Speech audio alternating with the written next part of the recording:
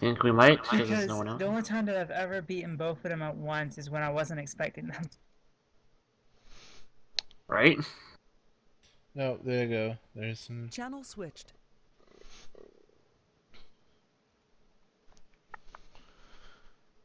I don't know if anyone can actually see me yet. I'm having Because trouble the seeing only the stream. time that Oh, I've there we ever go. beaten both of them at once is when I wasn't expecting them. Oh, there we go. We're up and running now. Right? No, there you go. There's some. Channel switched.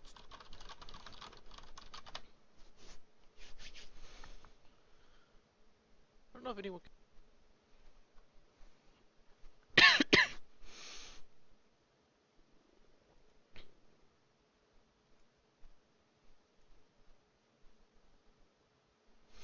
Oh, I see the problem.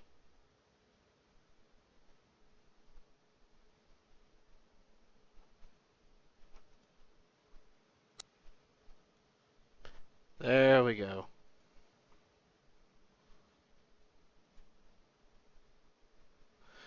Alrighty. Let's get started. Hello, Osmium. Hello, Dark Fog. Let's get a little music going.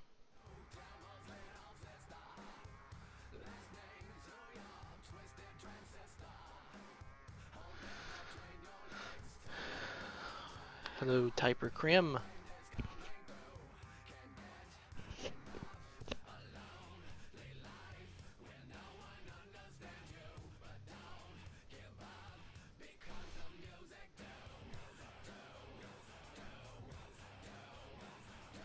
I'll wait till everyone gets a chance to get in here before I start the PvP videos.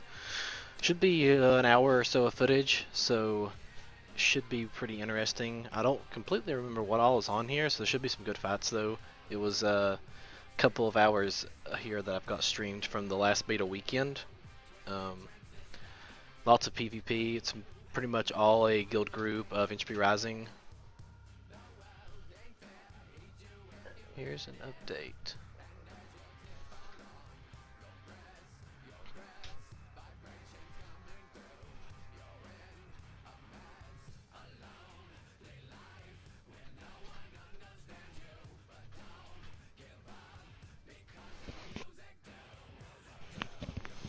Hello, E Overkill. Osmium, what do I think of a lifetime subscription? I think it would almost be a bad thing if they offered it, because it makes me wonder if they are thinking maybe free to play in the future. I'd rather them stay firm with the you pay by the month or 3 month or 6 month sort of thing, and if you want to keep playing, you're going to keep paying that. As much as I would love to have a lifetime membership and the game last 10 years, that would be awesome. Worries me.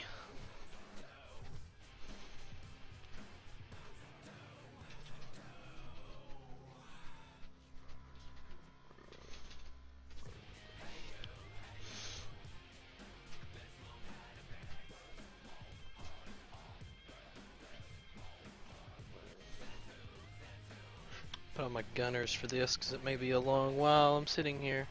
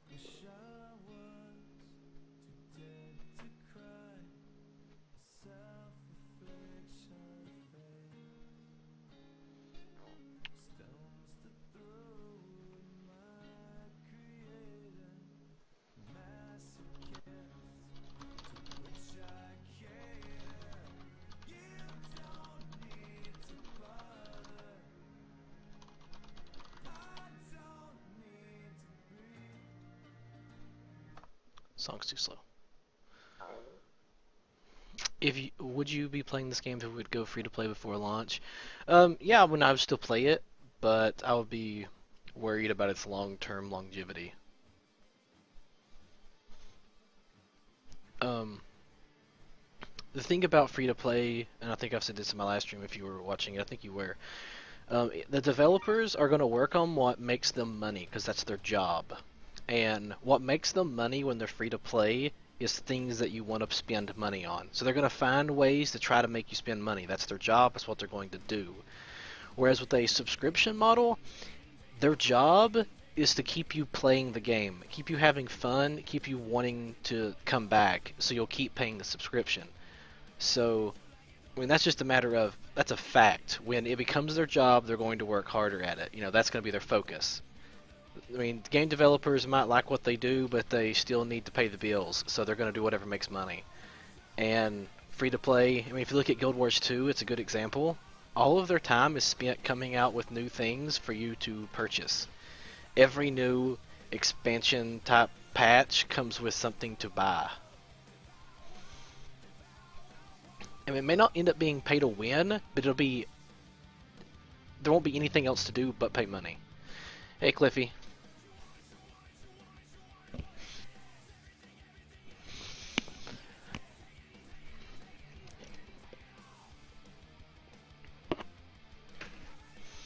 Ryan Hutch, hey Alex, you seem very impressed by the Templars' versatility in your article. Would you say they have the tools available to effectively CC in a mage type build?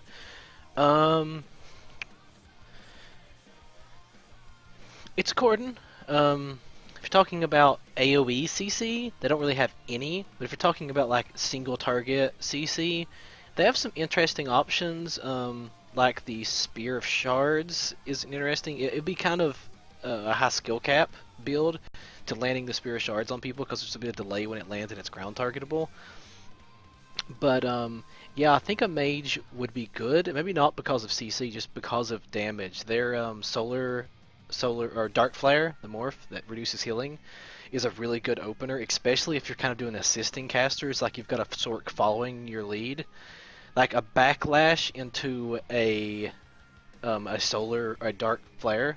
Backlash in the Dark Flare, along with the Mage Sork just doing a couple of Crystal Mortars, will just outright kill someone, and that will drop them. Because that Crystal Mortar is going to get a bonus damage from the Solar, or from the Dark Flare, and they're going to get reduced healing, and the Backlash is going to go off. I mean, it's going to be really nasty. So, yes, but not solo, I think would be the long answer to that.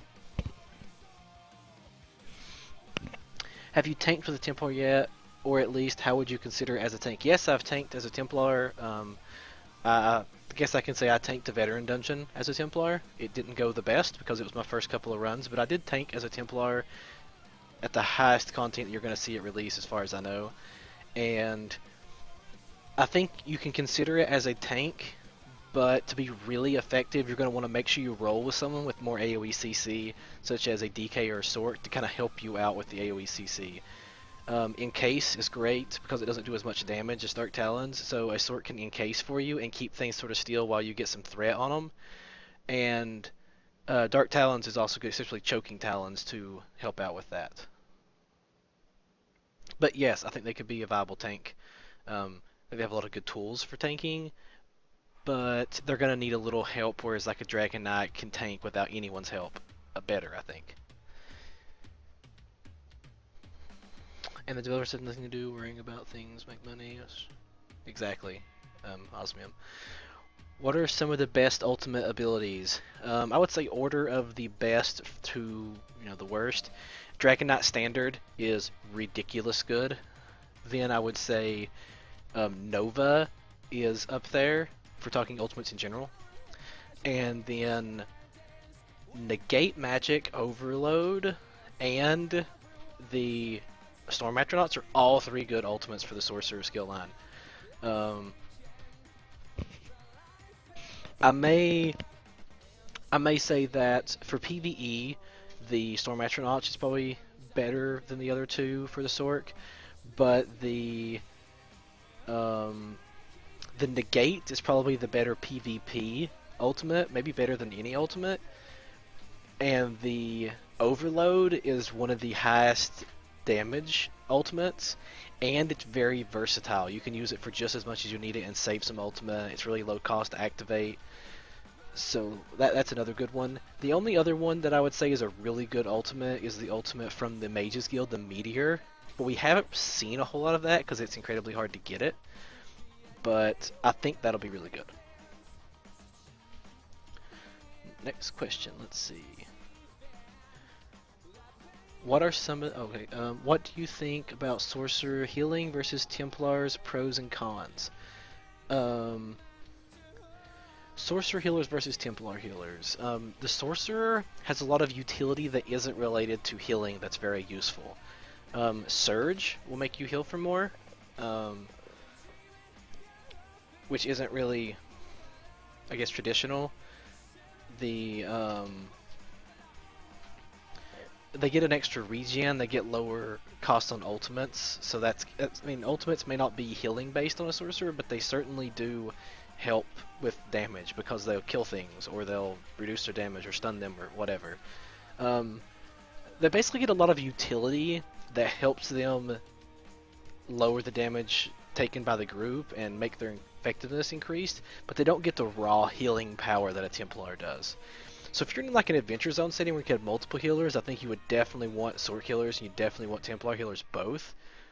And like before that, like 4-man dungeons and things, I think the Templar is better overall. But that not to say that a good sword healer couldn't be just as effective. Just think it'd be a little easier on a Templar. Templars have a lot of really good stuff going for them when it comes to healing. So yeah, I would say a Templar is a little better, but in the long run, you're going to want both. It'd be sort of like saying what's a better healer in WoW, a Paladin or a Resto Druid. Most people would say a Paladin, but at the same time, you would want a Resto Druid, if that makes it easier to understand.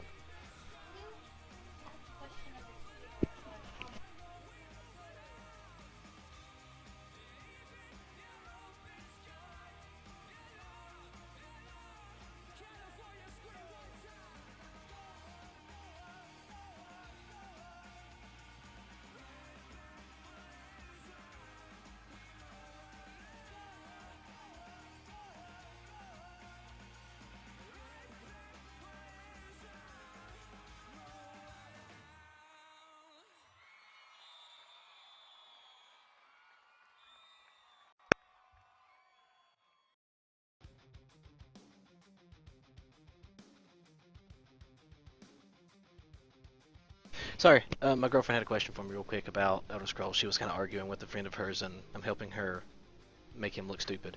Where was I? Oh, let's start the video here too. There's be some PvP kind of going on in the background. This was recorded a couple weekends ago with my guild HP Rising. It's from my point of view on a Templar healer for the most part.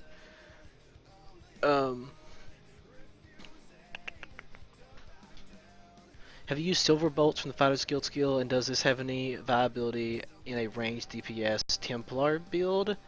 No, I don't think it does. Its damage isn't that good, and it would probably be okay on if you were like fighting Daedra and Undead and that sort of thing, but overall I would say it's not really worth going. Plus it costs stamina, which means it scales damage on stamina, and as a Templar DPS, especially ranged DPS, you're probably going to be going Magicka. So I would say not really. I don't think it's very good. Yeah, Fatalis Ice Comet could be good. The other one can also be very good. I noticed that most healing builds recommend light armor. Is it possible, or rather, build using heavy armor and offset the loss of Magicka using enhancements? Zandaro, in regards to the light armor, if you're the right race, which would be probably Altmer or Breton, you could probably get away with like 5 pieces of heavy and 2 pieces of light, and there's a reason why you go that for like bonuses sake. I think you could make that work, yes. You wouldn't be something you'd want to do until you got max level though. You'd probably want to level this light armor because you're going to have a lot easier time keeping those stats up. Is the video stuck or something? No, I just had it paused so we could get some more people in here before I started playing it. Plus then I forgot a little bit.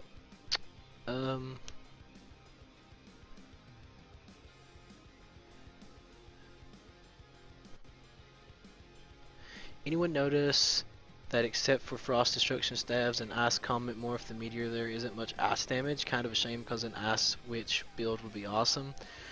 Cliffy, there is a decent amount of ice damage, and it would be by using a frost staff. Well, I guess the frost destruction staff and all of its skills. Because, you know, Force Shock does ice damage, Impulse will do ice damage, Wall of Elements will do ice damage if you're using that staff. Outside of that, there's not a whole lot, but there's not a whole lot of anything besides fire for the Dragon Knight, really.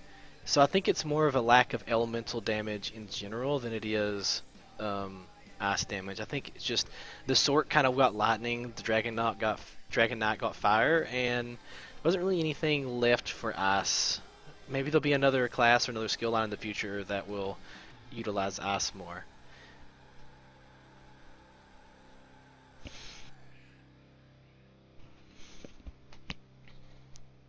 Have you had a chance to try out the Vampire Werewolf lines, and if so, what are your opinions of the skill lines? I personally have not tried the lines, but I've talked extensively with friends and guild members who have. And I played against them in PvP and that sort of thing. I would say that vampires have a lot more drawback, and quick note, this is a really cool fight here. It's probably going to get cut off halfway in a minute, but this is a really, really cool fight if you're watching the video. We end up killing a lot of people here. Anyway, vampires have a lot more drawbacks, but are probably a little more powerful with their benefits, whereas werewolves have less drawbacks and are a little bit less powerful with their bonuses. Overall, I'd say they're both balanced in varying ways, and they're both good. They may still need a little balance here and there, but I think they're both good skill lines, and they're just in the sort of in that right area where you're not going to want to be one of the two no matter what. You'll still want to be a human and be neither in most cases, or at least a lot of cases.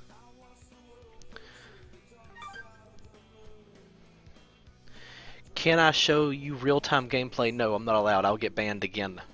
I'm already one Twitch account down. I cannot. It'd be nice. Soon though. Soon we'll probably be able to. How do Night Blades and Heavy Armor and Two-Hand Swords compare to other classes in the same Heavy Armor and Two-Handed Sword? I think a Night Blade could do fine. I think it'd be just as good, really. Yeah,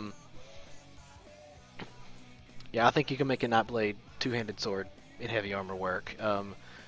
Especially if you went like a hybrid Stamina Magicka build and you had just enough Magicka to keep up your evasive abilities. I think you could be kind of tanky in that way and make a good like bruiser warrior type build. Take a look at my general build for bow DPS. Jose, I would look at that normally, but I'm getting quite a few questions.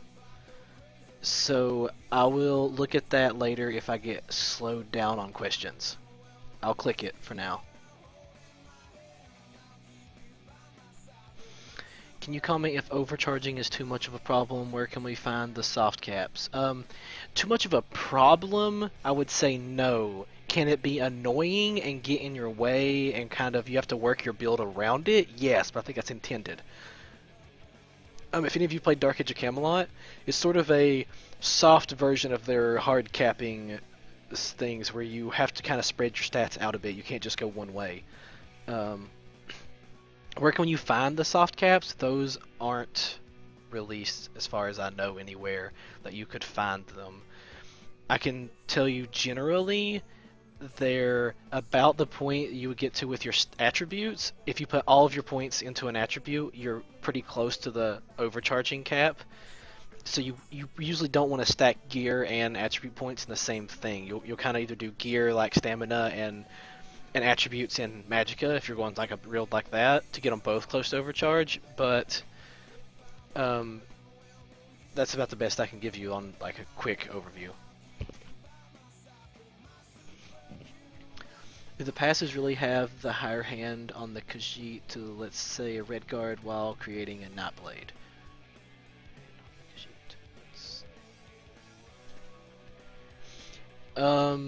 So basically you're asking, Troya, if the Khajiit is that much better than the red guard when creating a Nightblade.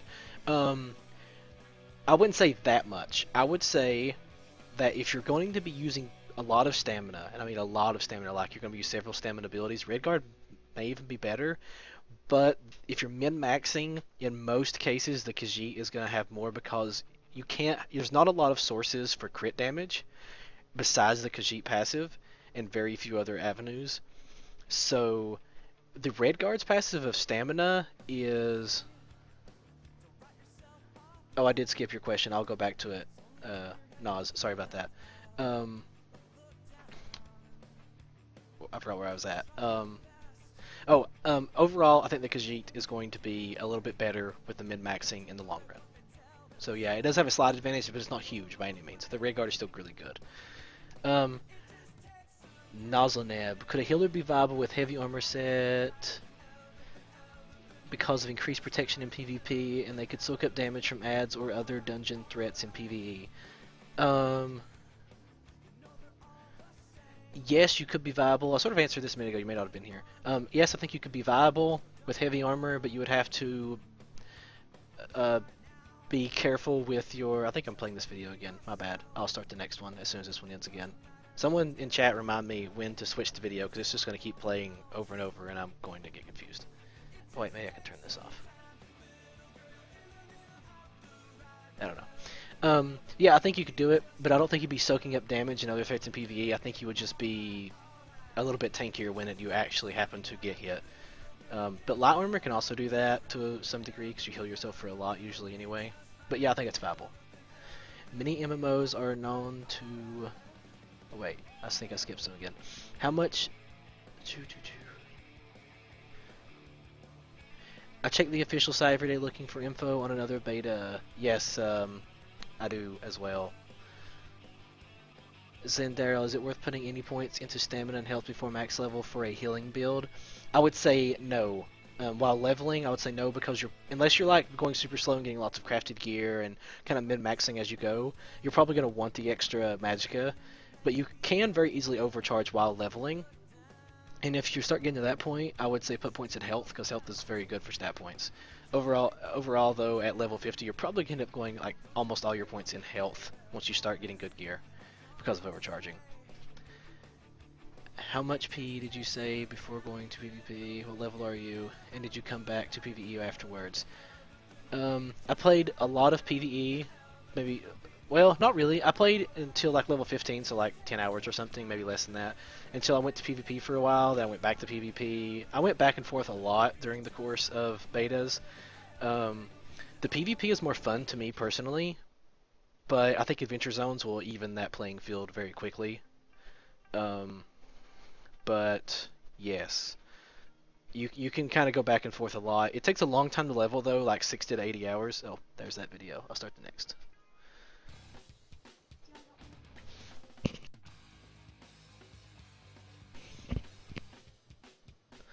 I forgot where I was at. Let me find my spot here.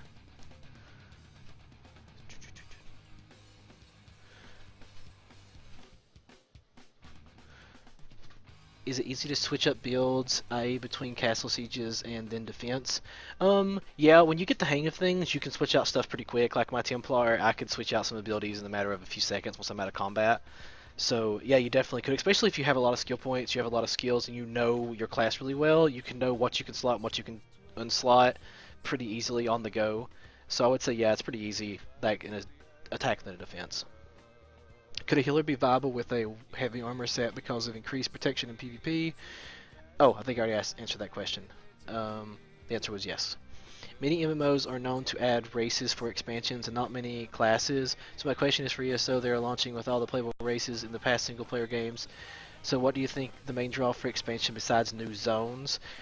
New skill lines is a big one. I'm pretty sure this is not going to be an expansion, but just as an idea of what could be an expansion, like the Thieves Guild and the Dark Brotherhood and the crime system are coming later, but I think they'll be like a free sort of expansion. But you know, that kind of stuff can be really big to the game. I think you'll see a lot of stuff like that. Skill lines, new zones, maybe level caps, veteran rank increases. And there's always the possibility to play as more races. There are more races that, you know, exist that you've never played before, you know, sea elves and things. So I guess it's always possible to have another race.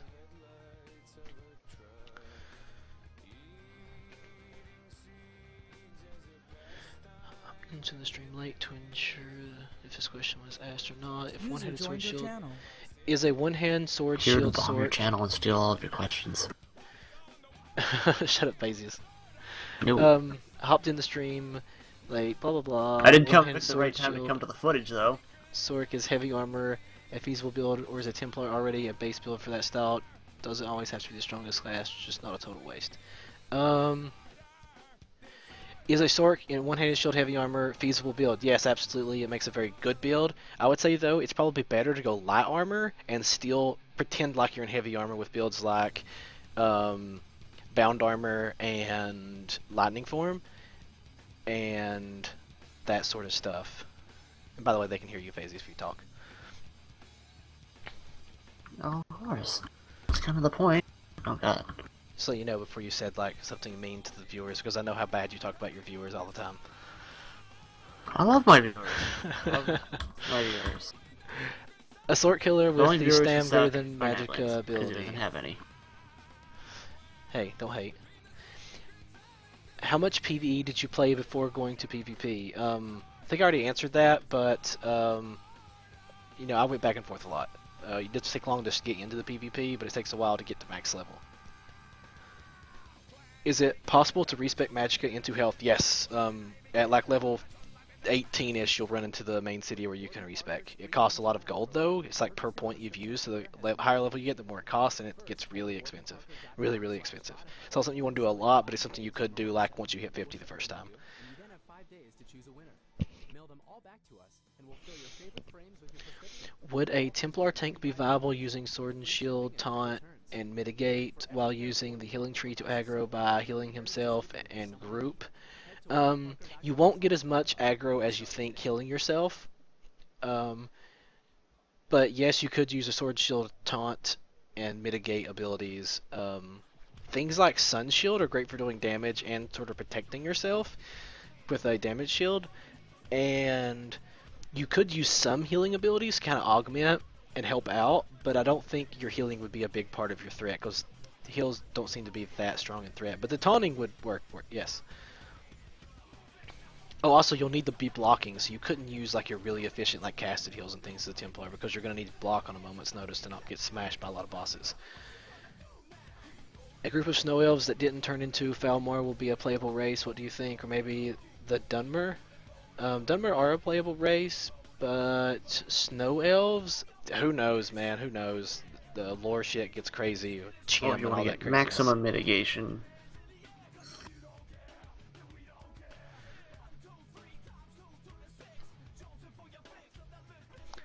Yeah, this is the point where Krim is pretending to mess people up, but probably getting his butt kicked.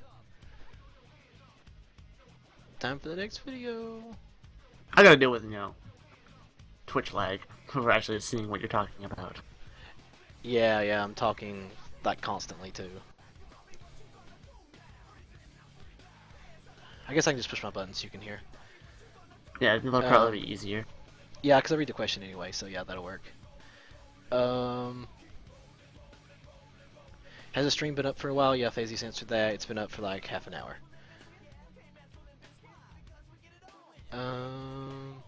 Are archers viable DPS at late game? They seem to do low damage in videos. Archers viable and late game. I would say yes, they are viable in late game, but it takes some fiddling with them to get them to be good DPS. Poison Arrow is a son of a bitch. It's really annoying, and